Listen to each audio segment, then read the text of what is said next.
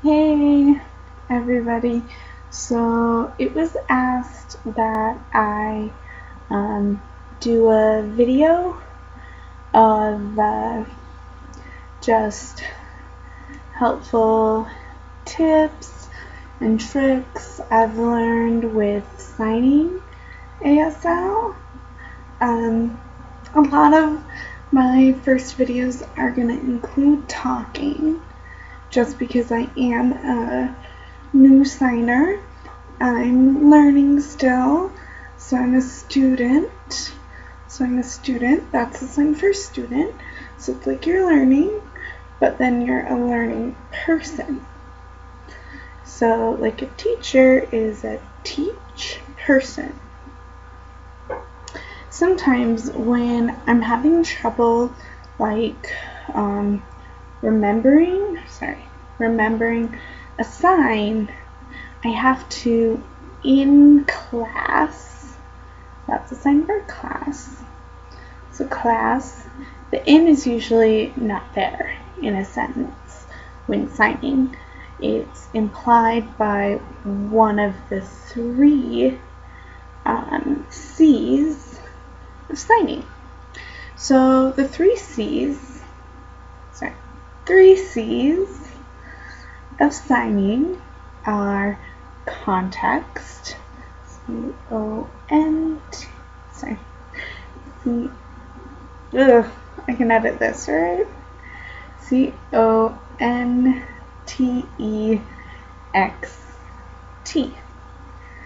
And that's just like when you learned context clues in elementary,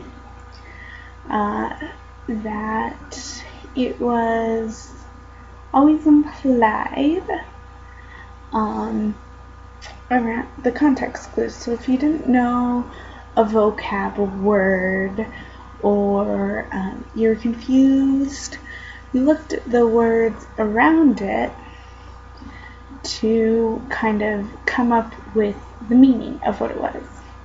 So the same thing goes for ASL or any other signing language. And my video isn't all that great in terms of lighting or anything. Let me know what you think. So right now, as I'm talking, I'm also signing in English because it's really hard to sign in ASL when you're speaking. I'm still getting to that point where I can speak but also sign in ASL. My finger spelling is getting much better. There's a much nicer flow to it. So then the second C I want to move on to is configuration. So your hand shape. So if I'm going to sign the alphabet, I want it clear that my thumb is out for A. So A, B, C, D, E, F, G, H, I, J, K, L, M, N, O, P, Q, R, S, T, U, V, W, X, Y, Z. And that you don't want your hand shape to be too tense while signing, otherwise your hands are gonna hurt. And that was one of the first things that I was really bad at before coming into an ASL class at my college. And I'm just in ASL 1. ASL 1. It's my first time ever taking a signing class. So I'm very new. It's hard for me. I'm still learning, so my signing is not all that great. It's not amazing. It's gonna gonna have a lot of mistakes in it. And so if you're seeing this video, and you're deaf, or you're hard of hearing, or you're really advanced signer, that's okay. Point out my mistakes. I just want to be better. Y'all want to be better. And tonight, I'm actually going to be filming a video for class that I have to turn in, and it's called an expressive assignment. So I want to go back to the 3 C's. And the third C is closure. So, for example, if someone was fingerspelling to you, say the word phone. The sign for phone is this. But say they were fingerspelling it, not knowing the sign, or your teacher was giving you a test. Like, I recently just had a midterm. I just recently had a test. So even though we knew the signs, she was fingerspelling to us so that we would, recognize it. But closure is basically when you miss a word, or you don't totally see the hand shape, you're unsure of what you saw. That's called closure. So if you see the P and the O and the E, but you miss the N and the H, how many other words are there that are going to start with a P and end in an E?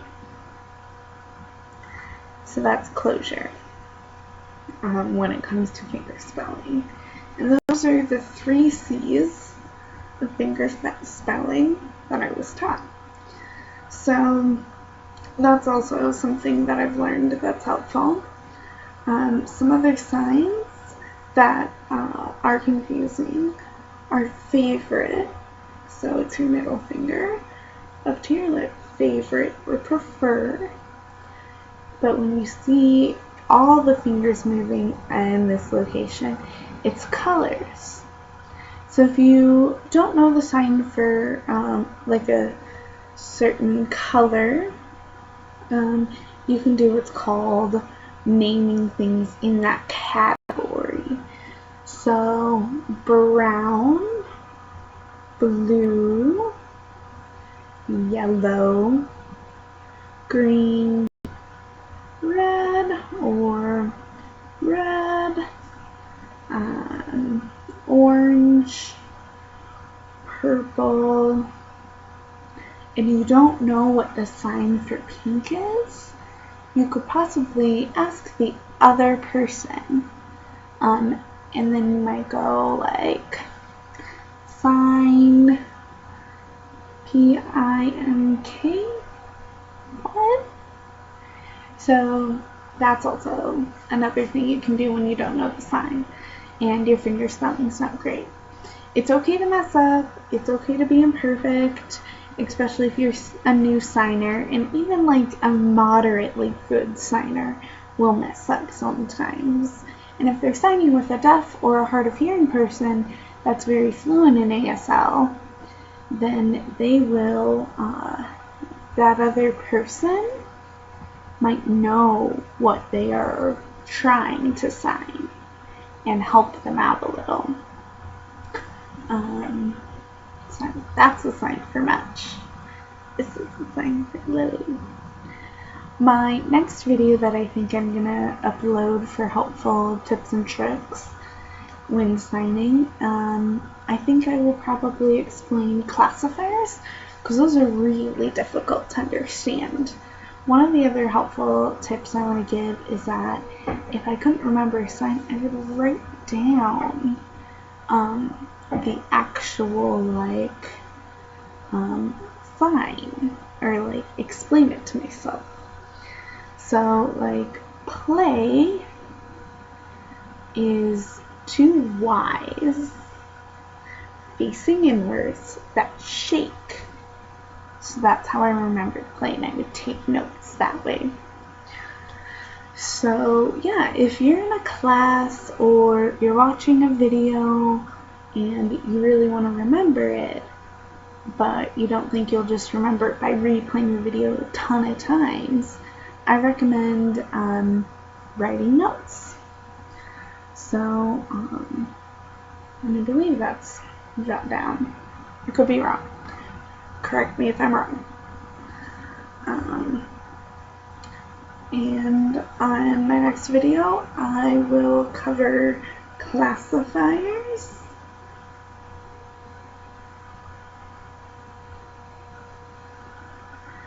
which are kind of a hard concept to get. I know if you're trying to sign with me, then you need to, if you're left-handed, can you mirror me? Now if you're right-handed, like the majority of people, then you gotta like kind of switch everything around. And that's the hard thing about videos, is that you have to switch everything around. All the signs around. And I want to say around is like this. Don't know. So yeah, that's just a tip and a trick for new beginners. Now I'll explain classifiers and what exactly that all means. Let me know if there's something else you would like me to cover, and I will do my best. So, thank you. Love. Bye.